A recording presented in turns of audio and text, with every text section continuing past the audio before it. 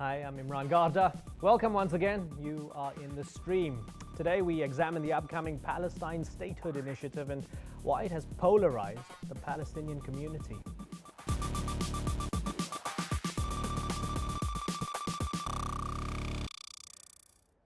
As always, our digital producer Ahmed Shihabuddin is here looking out for all your feedback, lots of feedback regarding today's show. Ahmed.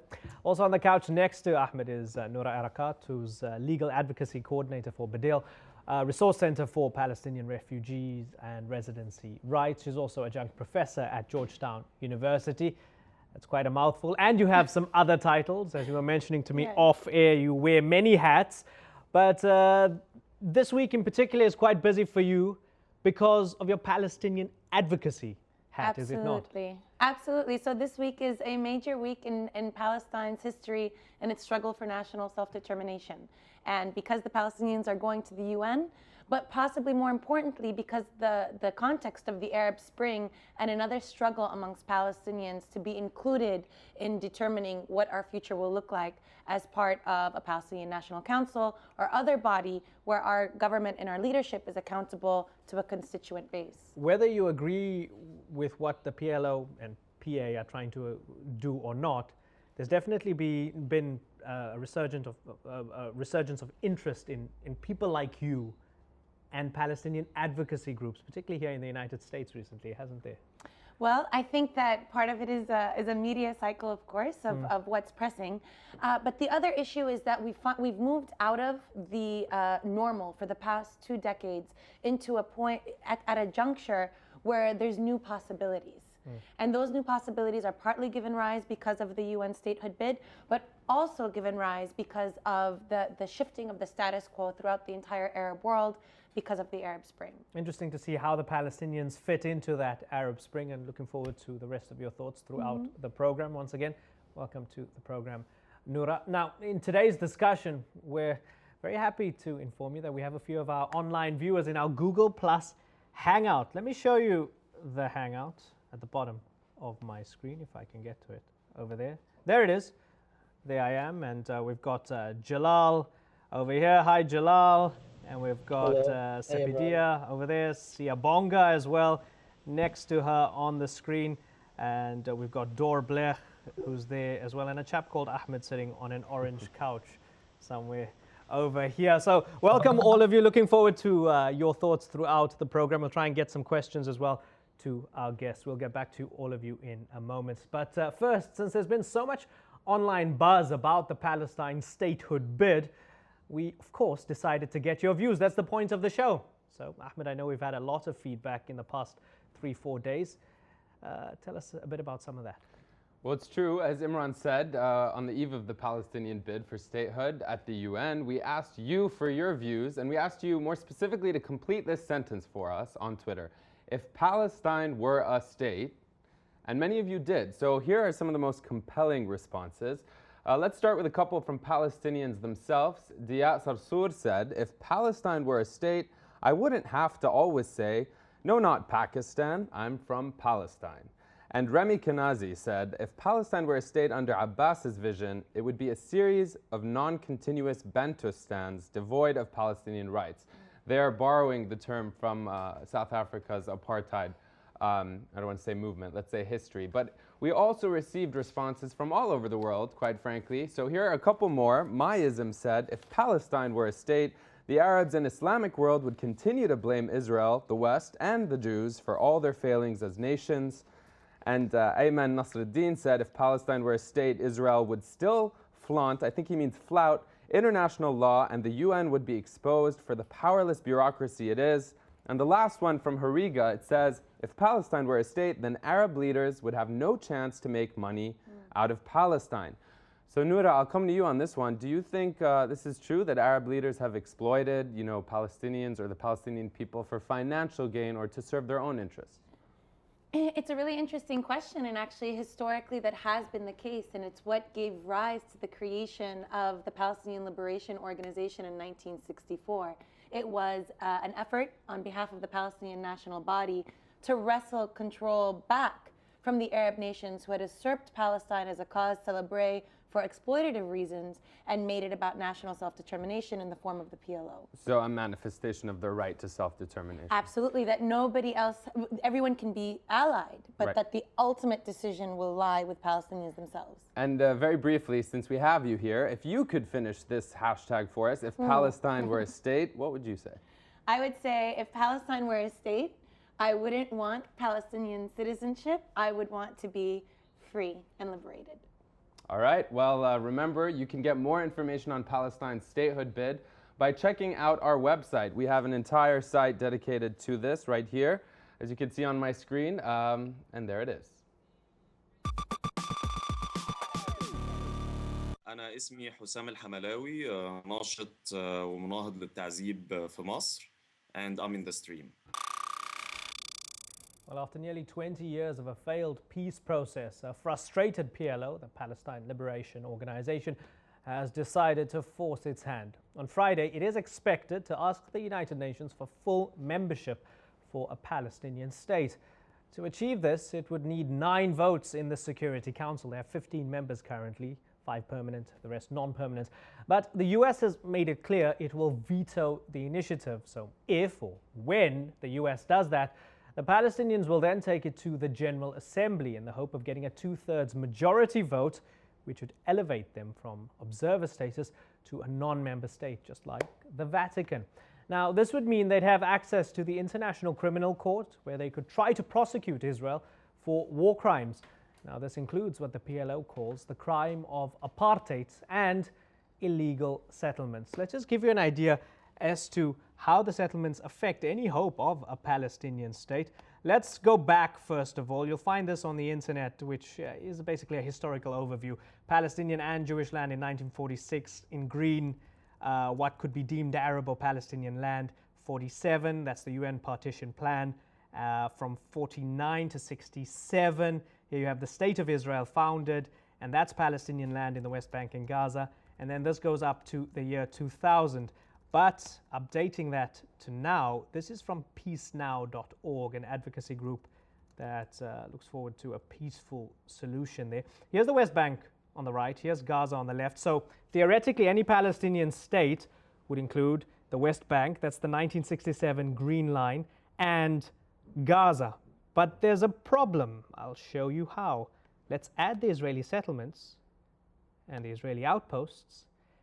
And it begs the question, how is it possible to have a Palestinian state when the entire West Bank is littered with these illegal Israeli settlements? So that's going to be one of the major challenges. And from one of those tweets that came through, Ahmed mentioned, many Palestinians writing to us are saying this would just solidify a Bantustan for the Palestinians. This is what a Bantustan is. You had Bantustans in South Africa during apartheid. It was the apartheid government basically saying they're going to give independent homelands to black South Africans, dividing them up along linguistic and tribal lines. You had Baputetswanas, Ciskei, etc., Transkei, Venda, and here are the color codes. For example, look at this in purple, Baputetswana, completely disconnected from each other, unviable, and a complete mess.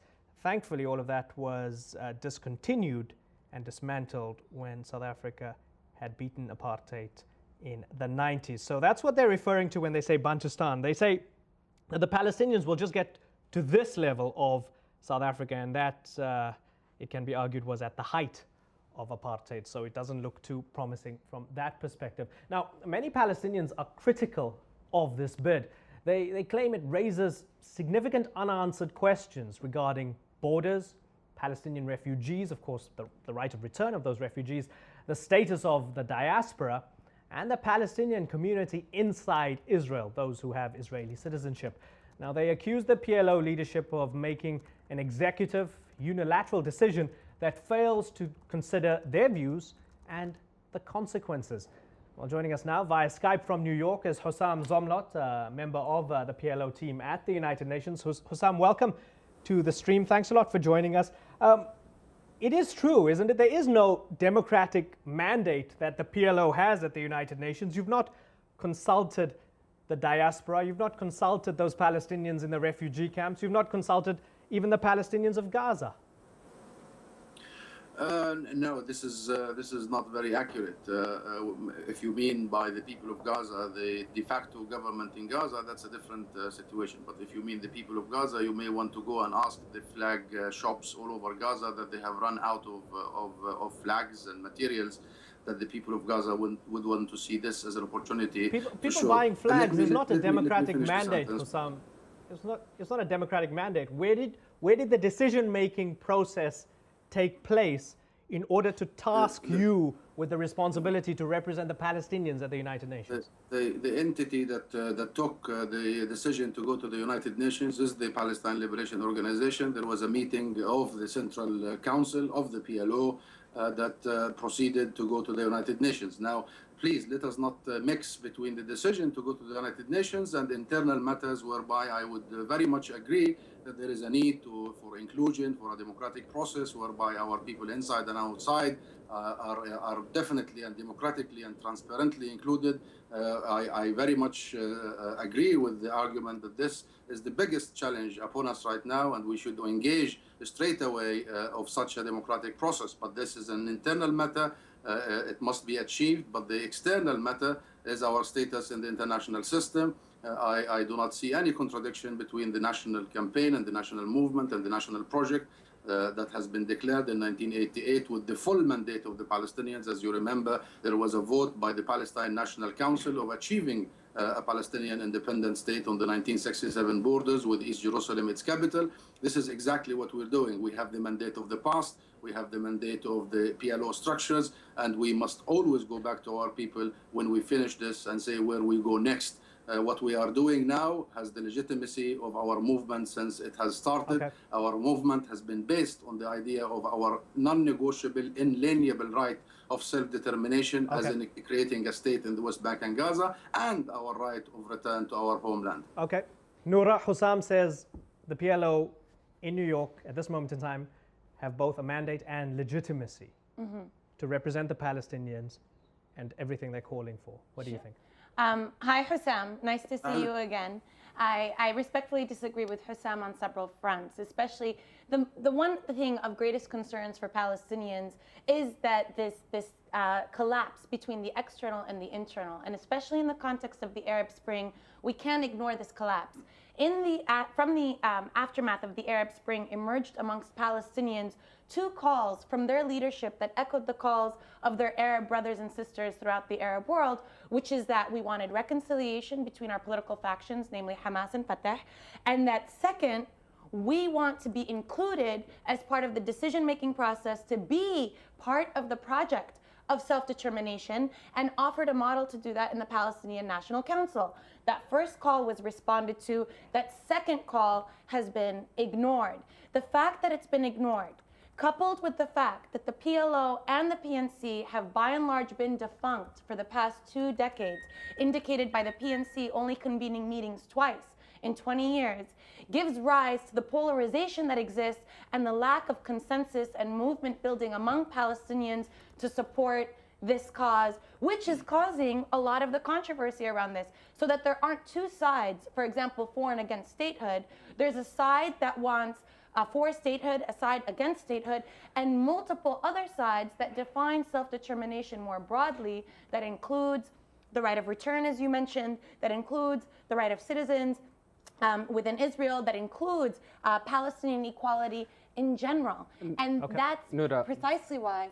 Forgive me, go ahead, complete but anyway, your point. I'm just saying that the reason that you don't see Palestinians in mass in front of the UN today supporting what our leadership is doing is because of this lack of integration and accountability to a base. Jumping up. Hussam, before you answer or respond, I just want to put a question to you that came in from Twitter. Falastini is asking, if this statehood bid fails, will the PLO look towards one-state solution or back to endless negotiations? A lot of people anticipate it'll be delayed. Again, and I very much agree with much of what Noura has described in terms of the necessity really to look inward now, and the necessity to focus on the internal debate and to make sure that every single segment of our people, and our people are not only inside the West Bank and Gaza, our people are in the diaspora, our people have the right for a voice. That is an internal discussion. Now, the most important point here is this. What we are doing here has to do with our legal status in the international system. That is the United Nations. What we are trying to do, and this is very important, has nothing to do with Palestinian statehood bid as your program starting by describing. This is not a statehood bid. We have already a state. We declared the state in 1988. We have 126 countries recognizing us. We are working tirelessly day in and day out to acquire more recognitions, and we are confident we will have. We are already a state. As for the nation, we are an ancient, great nation that has exported to the world 3 monotheistic religions. Nobody can dispute that. What we are seeking right now is a UN membership. Are we seeking United Nations membership? Because we want to create the political atmosphere that you have talked about.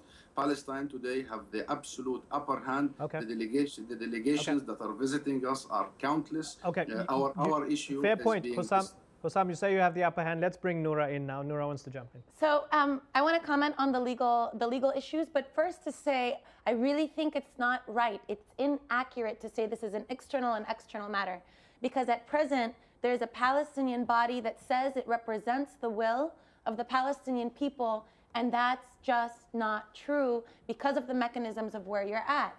And so we can't say it's internal and external. You are speaking in the name of the Palestinian nation, and that is not accurate. I'm not saying it's an internal or external. All what I'm saying, Noura, is that given the vast majority of your people, and you know very well that the vast majority of your people have voted long ago and continued to vouch for the Palestinian state on the 1967 borders, Fatah and Hamas are included in this.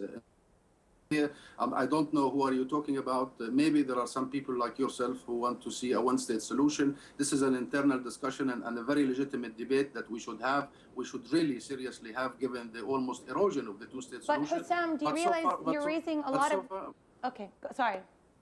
But so far, Noura, the vast majority of your people, whether as in the people themselves or their political movements, as in Fatah and Hamas, are with the two-state solution. Now, all what we are doing, Noura, this is really important. It's not about internal or external. All we're trying to do is to have a unit in the international system that is a state. And this unit is capable, as this program started by saying, is really capable to provide a legal parity vis-a-vis the occupation and vis-a-vis the oppression. A legal parity I want to take issue, but Hussam, here I want to take issue with you. This is also a false premise, that the idea that you already stated, we've already been a state since 1988, and according to John Quigley's book, Palestine has been a state well before that. So now going to the UN to ask it to change, at most what the General Assembly is going to grant is changing our status, Palestine's status, from non-member entity to non-member state.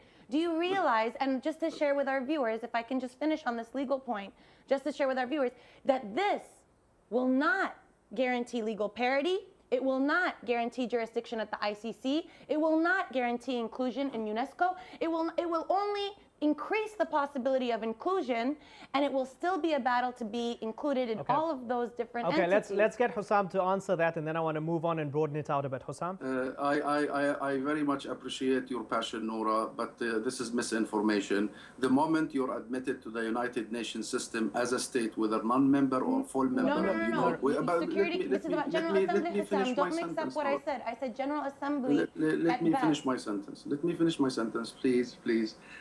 The moment you are admitted, whether through the Security Council as a full member state or through the General Assembly as a non-member state, like the Vatican and the Switzerland before it, is a moment when you are fully entitled to be a member of the ICJ and the international courts and the international treaties, including the Rome Statute. That's a fact. That's a legal fact. Please go and ask about it. Number one. Number two, this is exactly why the hysteria in Israel right now. The hysteria is because they know that once we have that status, we are capable of not only pursuing every single soldier of theirs that commits a crime against your people and my people, but we have the ability to deter any crime from happening, and we have the ability to prevent any crime from happening. This is a moment when we need a unity of purpose, Noura. This is a moment when we are really waging a very unprecedented international war. It's almost like street wars, but it's a diplomatic Fair point, war. Hussam. I want to bring Ahmed in because he's going to tap into our Google Plus community and some of the feedback we've got here. Yes, we have a question from Jihan. She's going to be asking you, well, why don't I just let her ask? Jihan, go ahead.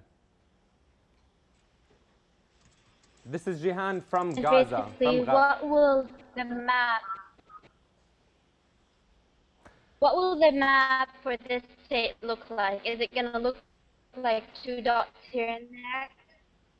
When I ask people, forgive me for the audio quality, Hussam. Let me just read to you Jahan's question. She says, she's from Gaza. She's saying, what will the map for the state look like? Dots here and there. People in Gaza don't understand what the PA is doing, and it's not clear to them. And once we tell them this, they say that it's not representing them. So what will it look like?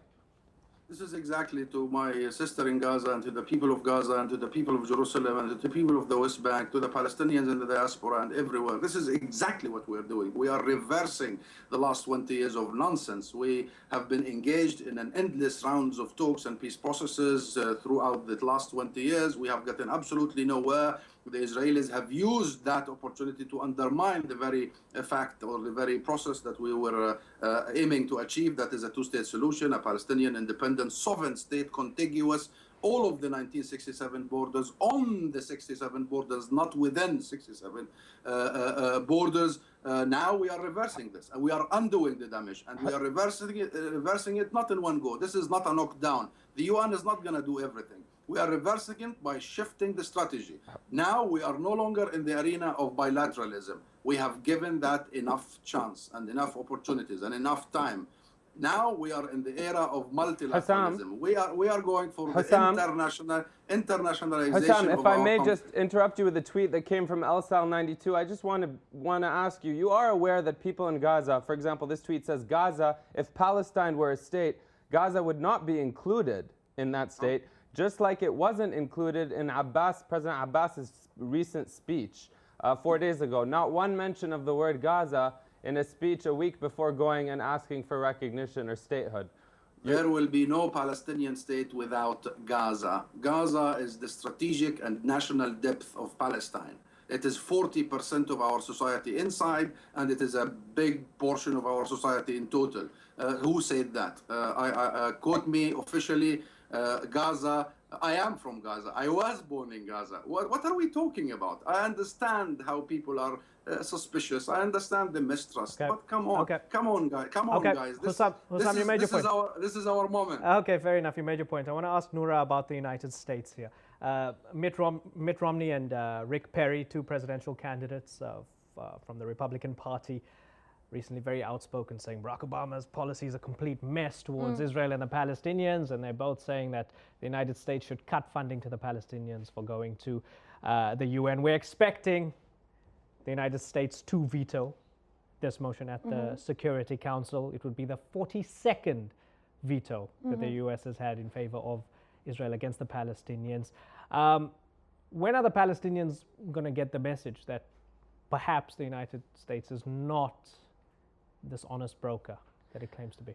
Well, I think for most Palestinians, they have gotten that message. And if Hussam's discussion is any indication, if this is actually a shift because of going to the UN, a shift from bilateralism to multilateralism, that message may have rung very true. It should have rung in February when the US vetoed the resolution on settlements. It should have rung as the US, after Operation Cast Lead, has continued its weapons shipments to Israel. It should have rung when there has been no accountability and unequivocal support to Israel up until this point. The fact that it hasn't, and that even in the context of Operation Cast Lead, our Palestinian leadership revoked the Goldstone report from the Human Rights Council in October 2009, makes Palestinians understand that the US is not an honest broker, and unfortunately the leadership may not be able to make up for that. But is there time to No, comment? there isn't. I'll tell you what, we've got the post show. We can continue to flesh this out and discuss the different aspects to this. There are myriad aspects. We're going to discuss it in the post-show. Stream.aljazeera.com is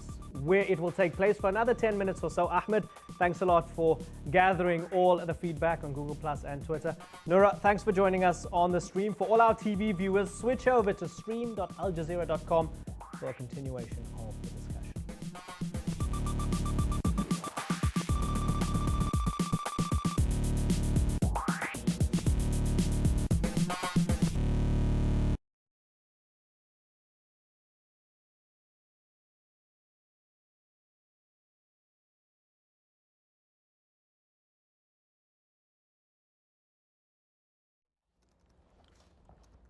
Welcome back to the post show. Stream.aljazeera.com is where you're at. Noura, take it away. There is time on the internet. Fantastic. You know, I just want to clarify things for viewers because this shouldn't be about two warring sides. It's not. This is a really complex issue. It involves a lot of questions. I, for example, don't say I'm for or against statehood. I'm for Palestinian rights, for the panoply of Palestinian rights. But Hussam mentioned a couple of things that are worth noting, especially on the legal issues. And I shouldn't have to ask many other people, Hussam, since this is the work that I do as an attorney. But anyway, so the legal issue about Palestine in the international realm. Palestinians have had the opportunity to use several legal mechanisms, both at the ICC as well as in different bodies in order to eschew accountability that the Palestinian leadership has not taken. For example, the ICJ decision, International Court of Justice issued an advisory opinion in 2004. Palestine was not a state when it gave that decision on the illegal route of the wall through the West Bank.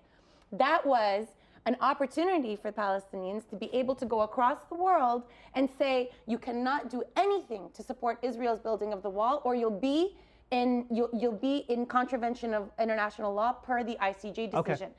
And then the other thing about the ICC, if we're recognized in the ICC, not only can we prosecute Israel, but now Israel will be able to prosecute Palestinian militants as per the laws of war. And so it'll bring up a whole other set of issues as well. So let's pose that to Hussam.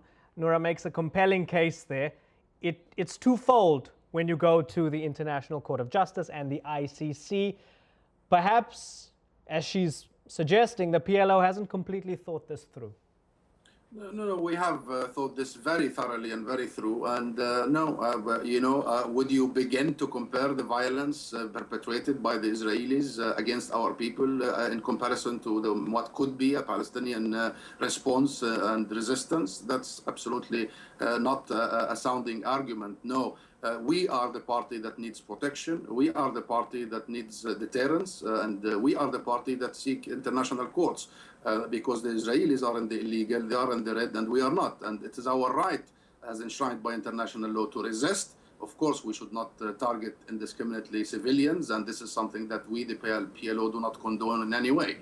This is number one. Number two, what I hear Noura is saying, that she's really not happy with this whole idea about our bid in the UN because we should have gotten to this conclusion long ago. Why didn't we? Okay, Noura, if we have been slow in our reaching of the conclusion, and then we got to the idea that we were going nowhere, we are correcting our path. This doesn't make it a bad idea on the one hand. On the other hand, the whole thing let me finish. On the other hand, also your idea that we haven't been utilizing international tools and international law for the last so many years. We haven't utilized the ICJ, for instance, as advisory opinion, etc. When we seek international regulations and when we seek international standards and when we refer to international law, you say that you are suspicious because we haven't utilized it. This is not a very convincing argument. Once we have reached this, why it has taken us this long, maybe I would admit to you that we should have done this earlier. This is a different matter. What should be discussed, what your very distinguished viewers should hear, is it a good step or not? And in my opinion, it's a brilliant step because it allows us, it gives us the platform and the opportunity to redraw the whole map and to establish for really a new ball game altogether. Articulately put, re-establishing a new ball game. Our contributors, our community, everybody is chomping at the bit to get involved. Ahmed? Yes, we have a tweet from Ruth Eglash. She said, so far the discussion on our show, we're discussing Palestinian statehood as if it has no relevance or impact on Israel at all. So in the hopes of maybe bringing some of that in. Hussam, we have a question from Google Plus from Dor Blech. Dor, go ahead and ask your question. Which one of the questions? The last one that you put to us. Right. I wanted to ask Hussan, the representative of the PLO, why does Abu Mazen doesn't call Hamas to stop the daily missile attacks on the citizens of Israel, which is a pure terror act, not something a state should support? I think his question was about the negotiation table. He says it would be wiser to get back to the negotiation table based on the 2008 Ulmert offered. Would you agree, or what would you say, Hussam, to that? I would recommend him read his own newspaper, Haaretz. I was quoted in it just 3 hours ago about our position on this. And our position is very clear. Our request for UN membership is fait accompli. We are going for it. It's irreversible, and we do not see this as being contradictory to our possible going back to negotiations. They are in fact complementary, and the only possibility of us accepting to go back to negotiations is this is not just another photo opportunity. This is a credible, serious negotiations. Our conditions for going back to negotiations have been made absolutely clear all along. Number one, we will not negotiate again when Israel continues to steal the land. It's over. We negotiate the end of Israel's occupation on the full of the territory that it has occupied since the 4th of May, 1967.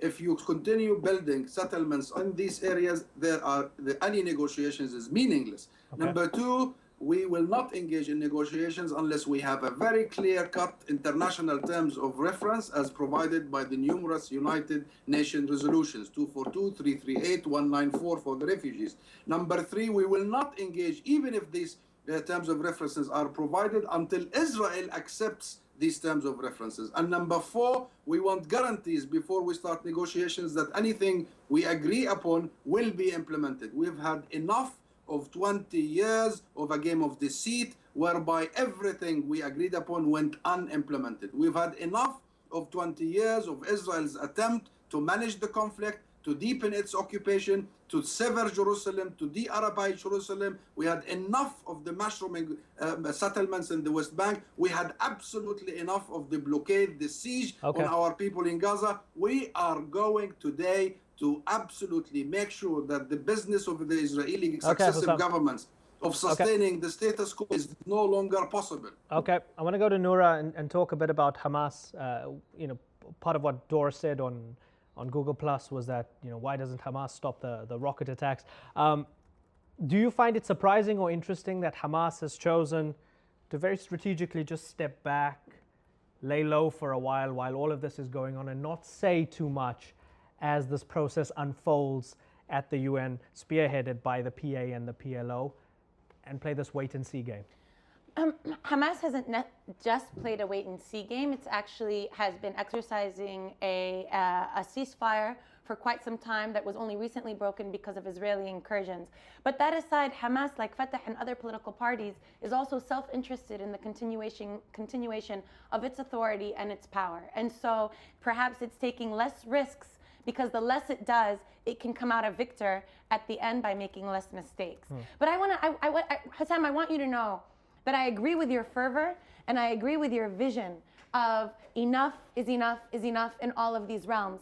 I just want to point out that there have been people worldwide, not because of the Palestinian leadership, unfortunately, because it used to be like this, but in spite of the Palestinian leadership, in order to challenge those with the freedom flotillas that have flown to break the siege of Gaza, with the universal jurisdiction lawsuits against alleged Israeli war criminals from Zippy Livni to otherwise in Europe, and from the boycott, divestment, and sanctions campaign that has done more to implement the ICJ advisory opinion than has the Palestinian leadership, who do this day in and day out. And so in moving forward, I would say if this is going to actually eschew benefits, one, commit to what you said about bilateralism to multilateralism, and two, reach out to those Palestinians who this will affect and let them help lead, because clearly they've known what to do for the past 2 decades in spite of leadership that hasn't led them.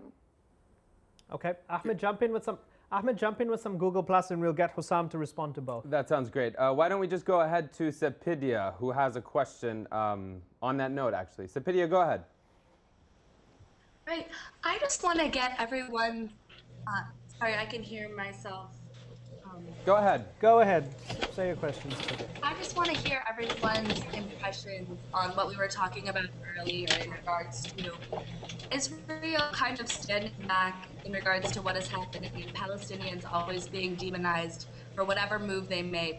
But Palestinians are always the ones expected to give something up. And again, in this situation, Israel seems to have everything on their plate. Can you just reflect on why you think that's the case or how we can resist against that?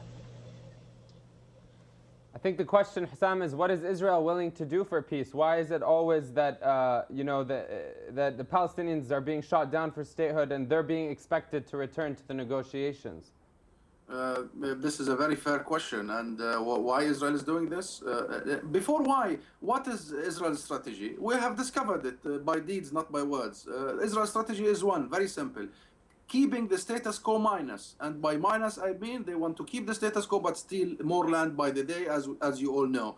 Why they are doing this? Because the status quo is very comfortable for them. There is no cost, thanks to us, the PLO and the PA. We are paying the bill, we are footing the bill, we are providing social services that should be, Noura knows this very well, should be footed by occupation.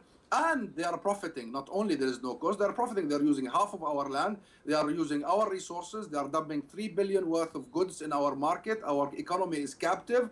It's a very profiting exercise. They are growing hundreds and thousands of palm trees in the Jordan Valley. It's a multi-billion industry. They export the majul all over Europe and the US, etc. And add to that, they can get away with anything. They go and white phosphor people, kids in UN schools in Gaza, they get away with it. They go to Tul Karim and arrest 10. They come to Ramallah and assassinate 2. Why to change the status quo? What's in it for them? And the big question that we should ask, how did the Israeli government, successive governments, manage to keep the status quo minus for this long? I'll tell you, they have been using 3 main lethal tools. The first is negotiations itself. Negotiations have been used as a game of deceit, as a pretext to do exactly what Israel wants, to portray to the world that there is a process, to sustain the process, but in the same time to make sure that the process will lead to what they want in terms of one state for the Jews, one state for the Israelis.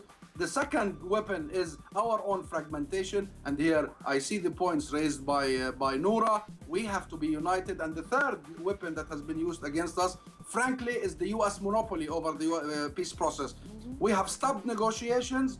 We have reached reconciliation agreement. It is not going as fast as possible. But I assure you, Noura, and to everybody, that we will proceed, how painful, how difficult it is. And we are going to the United Nations because no longer we can accept the sole monopoly of the US role in our fate. Okay, Hussam, I'm sure you can hear the music in the background. We are running out of time. In fact, we have run out of time. Both of you, you and Noura, put forward articulate, strong, passionate arguments. Interesting to see how events play out at the UN this week. Noura, thank you very much for joining us. Hussam, thanks for taking the time away from the negotiations and away from the bid to talk to us on the stream. Ahmed, thanks for the feedback, and thanks to everybody on Google+.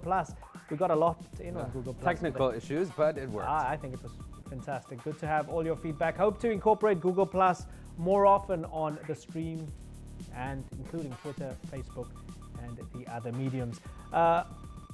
Please join us next time. You can watch this in about 2 hours' time. It will be posted. You can watch it again if you really love us. See you soon.